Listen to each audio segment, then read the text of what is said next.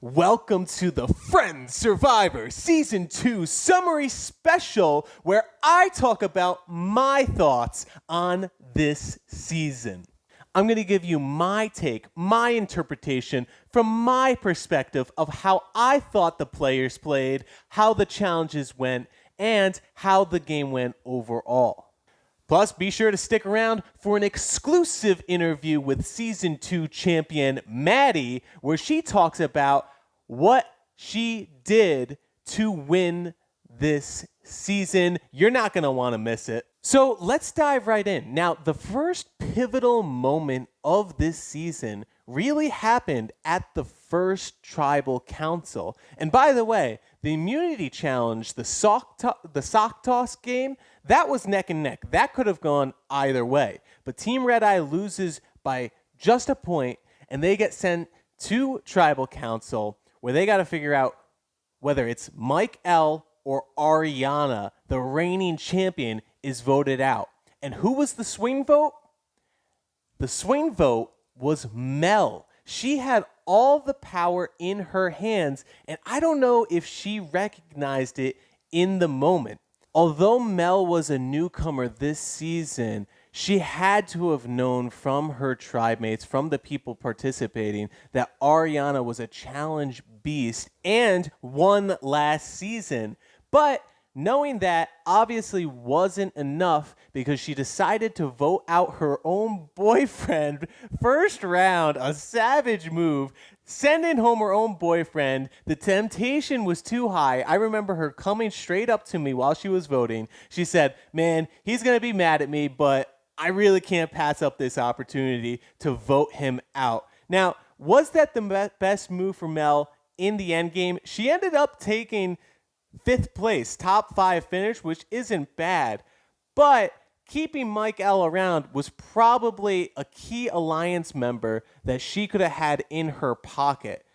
Getting rid of Ariana round 1 may not have been that big a deal, because she did win the redemption challenge. And if you got her out first, odds are she would have won her way back in anyway. The difference being Mike L would have still been around in a key vote that Mel could have relied on, because I don't think she realized that she was on the bottom tier of that girls' alliance, which ended up getting her out at number 5. Once we had that tribal flip and Team Frankie loses the Cheerio spoon race, this is where things start to get interesting again, where the tribal swap had 4 girls and Mike go into tribal council, and Mike knew without even talking to anyone that he was toast. He was done for. He was the next one being voted out. However, he had the hidden immunity idol, and he now had all the power in his hands. He could pretty much vote out whoever he wanted. So, who is he going to vote out? Ariana. Yeah, get out the reigning champ. Why not? But there was a slight hiccup in that plan, because Jackie goes rogue from that girls' alliance and votes for Gabby, forcing a tie. Now, Mike, Maddie, and Jackie revote, and they all vote out Ariana. The reigning champ is gone. Was this the right move? Should they have voted out Ariana as opposed to Gabby? It's interesting to look back, because you could say, you know, Ariana's such a good challenge beast. We need to get her out before the merge so that we don't have to worry about her. So in that thinking, yeah, you should absolutely get her out. But the problem is, she won the redemption challenge. So it's like, how do you vote her out? She's almost indestructible. I think they should have voted out Gabby there, because here's the rationale. They vote out Gabby. Gabby is then now forced to go into the redemption challenge, and Gabby hasn't won any challenges. She is a challenge dud. I don't even think she won a challenge individual immunity last year. She didn't win any this year, so sending her to the redemption challenge is a pretty safe assumption that she's gone for good. That is one less member of that core girls alliance that you don't have to worry about. Sure, Ariana's still around, but the first chance you get in individual immunity that she loses, you just vote her out then. No worries. So it's hard to fault anyone's rationale there, but it's interesting to think how it could have gone either way. The biggest moment of the game was the next tribal council. Joe versus Ellie. A 4-4 vote with the one swing vote in the middle. And I actually have to believe that there were two potential swing votes here. One being Mel again, and the other one being Emmeline. The problem is, Mel and Emmeline, I don't think they realized for the entirety of the game that they were the swing votes, and they really had control of the entire game. Because, believe it or not, that core girls alliance consisted of 4 girls. Maddie, Gabby, Ellie, and Ariana. And if you don't believe me, well, think again, because those 4 girls, not only did they make it to the top 6 this year, those same 4 girls made the top 5 last year. Why is that? Because they stick together. They have this alliance that they don't split up. Emmeline and Mel, being the newbies that they were this year, they jumped on to that girls' alliance, but they were on the bottom tier, the bottom run of that alliance. They were the first ones on the chopping block when it came down to those final few votes. They didn't realize that. But you can't really blame the Girls Alliance for sticking together. And you could say, oh, you know, it was a rigged game because the girls, they just stick together. They had the numbers. Well, you really have to fault the so-called Guys Alliance consisting of Rob, Mike, and Joe because they couldn't influence anyone to vote their way. I mean, Emmeline and Rob, boyfriend and girlfriend, they voted separate directions on every single vote. Rob, I can't see how you deserve to win this game if you can't convince your own girlfriend to vote with you. That should be a sure-in locked vote that you didn't have. So you have to give credit to Maddie, who was the so-called ringleader of the Girls Alliance, for swaying in those 2 girls, Emmeline and Mel, who really did have all the power, in my opinion. They could have voted Ellie off right there, and that is a huge blow to the Girls Alliance. Let's say Ellie gets sent to the redemption game, and Ariana comes back in. Now that's only 3 guaranteed votes of that Girls Alliance. If Emmeline and Mel continued to play the middle, they could have controlled the entire game, and I think one of them would have ended up winning, but they got swayed in by that Girls Alliance, and then they got blindsided towards the end.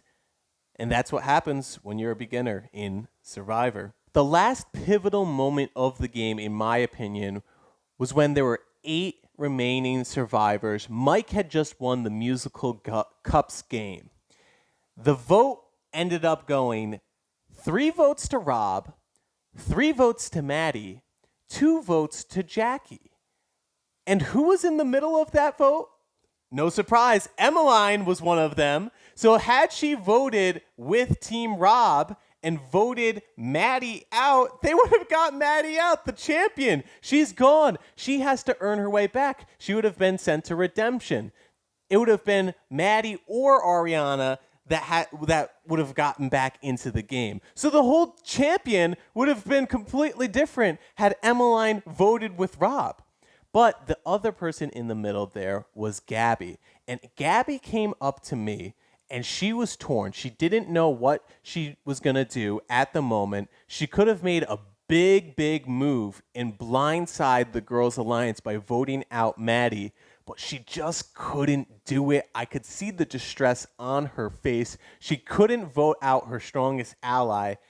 And ultimately, I think that's what cost her the game because Gabby didn't have any big moves that she could have pointed to. All the other players considered Maddie to be the ringleader. So when you have the chance to get out the ringleader, you gotta do it. You gotta make big moves in this game. Because then Gabby, she had a tight alliance with Rob. Rob was swaying her to vote her way. She would have been safe in the numbers. She could have just blindsided the rest of the girls' alliance. Maybe she wouldn't have got votes from them at the end, but she would have built up enough of a resume to get her more votes. Now, kudos to her. She still got 3 votes in the end, but she didn't pull off the big move that would have solidified her spot as the Survivor Season 2 champion. And this was an opportunity in which she could have done so. So when we get to the revote, it's split again. Rob, Maddie, they got sent off to the sudden death ladder ball challenge. And this one was so fun to watch. It literally could have gone either way. When you look back at the footage, Rob and Maddie both throw that last ladder ball at the same exact time. And it could have just been a completely different game. If Rob wins that challenge, the champion is voted out then and there. Completely different dynamic of the entire game. He had his fate in his hands, couldn't execute, but kudos to Maddie. She won that. She kept that girls' alliance strong, and she was deserving of that championship. So those are my pivotal moments. I think it was a very interesting season of Friend Survivor. Really fun to spectate as host. And I hope you guys enjoyed it as well. We're going to shift gears now and have an exclusive interview with Season 2 champion, Maddie. And I'm sitting here with special guest, our winner of Season 2 of Friend Survivor, Maddie. She played such an incredible game, blew my expectations out of the water. Maddie, talk me through how you won this season of Survivor. First and foremost, I would just like to thank you, Jacko, for that incredible introduction. I truly feel that I won out of the sheer strong bond in the Women Alliance. The Women Alliance was indeed very strong for the second year in a row. Now tell me, what was going on in your mind during the Rob-Maddie revote? During the Rob-Maddie revote, I truly felt it was my time to go. And in fact, I would have been honored to leave then, as I felt Rob was a great competitor. I did feel that the chances were anyone's game at that point. At what point did you know that you were going to win? I did not know I was going to win at any point. In fact, I thought that both Gabby and Ariana, who made it to the finalists twice in a row per year, had a better chance at winning than I. Well, the jury clearly voted elsewhere because you nabbed 6 out of 10 votes for the championship of Season 2 of Friend Survivor. Maddie, thank you for coming and joining me here. And again, congratulations on your strong gameplay. I'll leave you with one last question. Can we expect you back for Season 3? Jack. That's Jacko. It's you.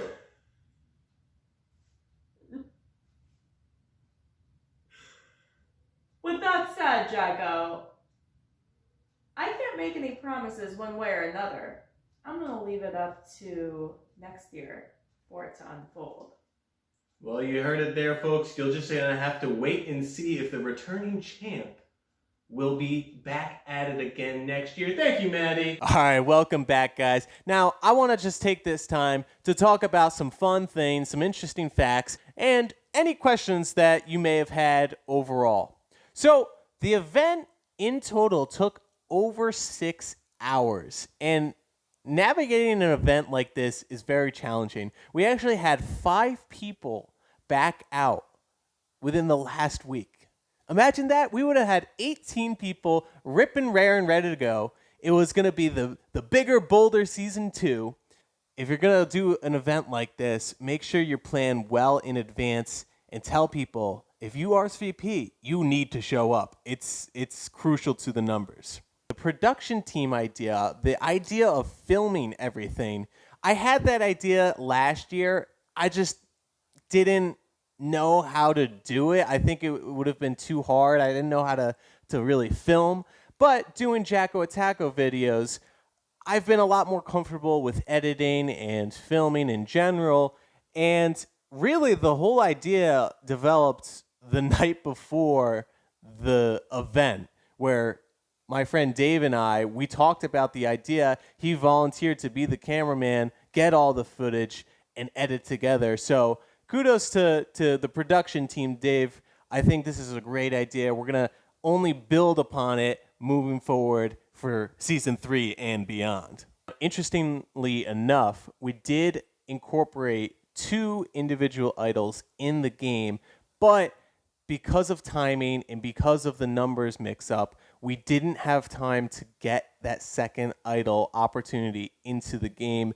Looking back, we could have fit it in, but I wanted the contestants to earn their spot to get an individual immunity idol. So there was only 1 actually in the game. We had planned to incorporate 2. We just couldn't get to it in time. My favorite game to watch, I think there were 2. Reverse Charades was really, really fun. I think both teams were getting really into it.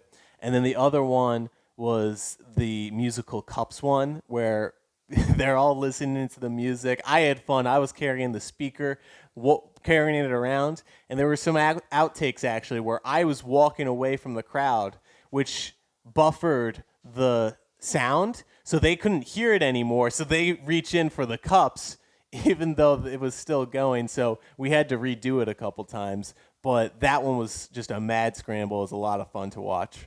Thank you all for watching Season 2 of Friends Survivor, hosted by Jacko Attacko. It was so much fun to put on this event with friends and family.